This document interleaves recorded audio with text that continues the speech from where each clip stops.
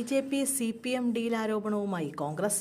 NDA വിജയിച്ച ചാത്തന്നൂരിൽ BJP. CPM ഡീലെന്ന ആരോപണവുമായി കോൺഗ്രസ് സ്ഥാനാർത്ഥിയായി മത്സരിച്ച സൂരജ് രവി.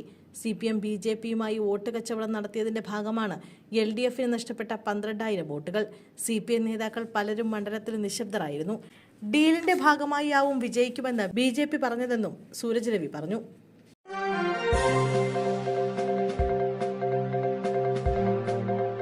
ഫോർട്ട് കൊച്ചി കായലിൽ മൃതദേഹം ഒഴുകി നടക്കുന്നുവെന്ന വിവരമറിഞ്ഞ് തെരച്ചിലിനിറങ്ങിയ കോസ്റ്റൽ പോലീസിന് ലഭിച്ചത് ഒരു ജീവൻ തിരികെ നൽകാനുള്ള നിയോഗം.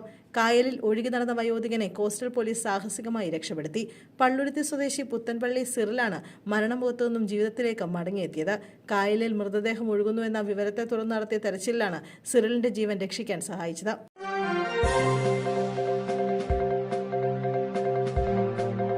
വിതുര താലൂക്ക് ആശുപത്രിയിലാണ് അലി. ആശുപത്രിയിലെ കാഷ്വാലിറ്റിയിൽ ജീവനക്കാരാണ് അനലിയെ കണ്ടത്. ഇന്ന് രാവിലെയാണ് സംഭവം. ഉടൻ തന്നെ പരുത്തുപള്ളിയിലെ RRT ടീമിനെ വിവരമറിയിക്കുകയും RRT അംഗം റോഷിനി എത്തി അണലിക്കുഞ്ഞിനെ പിടികൂടുകയും ചെയ്തു. കാഷ്വാലിറ്റിയിൽ സ്റ്റെപ്പിനടിയിലെ ചെറിയ ദ്വാരത്തിലായിരുന്നു അണലിക്കുഞ്ഞ് ഉണ്ടായിരുന്നത്.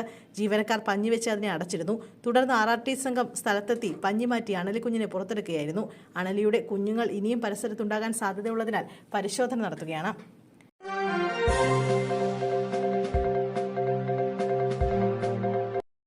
ഗവർണർ രാജേന്ദ്ര അർലേക്കർ ഇന്ന് ചെന്നൈയിലെത്തും. തിരുവനന്തപുരത്ത് നിന്ന് 12:20 വിമാനത്തിലാണ് പുറപ്പെടുക. 1:30 ചെന്നൈയിലെത്തും. TVK അധ്യക്ഷൻ വിജയ് മെയ് 7 മുഖ്യമന്ത്രിയായി സത്യപ്രതിജ്ഞ ചെയ്തേക്കുമെന്നാണ് റിപ്പോർട്ടുകൾ. 6 പതിറ്റാണ്ടിനിടയിൽ തമിഴ്നാട്ടിലെ വേരൂന്നിയ ദ്രാവിഡ പാർട്ടികളുടെ ആധിപത്യം തകർക്കപ്പെടുന്ന ആദ്യ സംഭവമായിരുന്നു TVKയുടെ വിജയം. മെയ് 7 വിജയ് തമിഴ്നാട് മുഖ്യമന്ത്രിയായി സത്യപ്രതിജ്ഞ ചെയ്യുമെന്നും അദ്ദേഹത്തോടൊപ്പം 9 ക്യാബിനറ്റ് മന്ത്രിമാരും സത്യപ്രതിജ്ഞ ചെയ്യുമെന്നും ദേശീയ മാധ്യമങ്ങൾ റിപ്പോർട്ട് ചെയ്യുന്നു.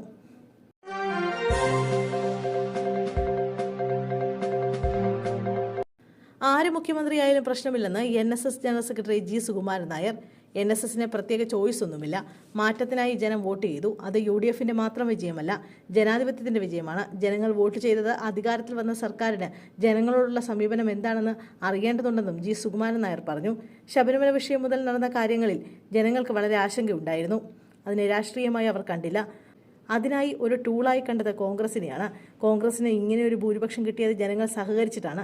അല്ലാതെ മുഴുവൻ കോൺഗ്രസ്സുകാരാണ് വോട്ട് ചെയ്തതെന്ന് ആരും ധരിക്കേണ്ട. കോൺഗ്രസ്സുകാർ പ്രവർത്തിച്ചില്ല എന്നൊന്നും പറയുന്നില്ലെന്നും സുകുമാരൻ നായർ കൂട്ടിച്ചേർത്തു.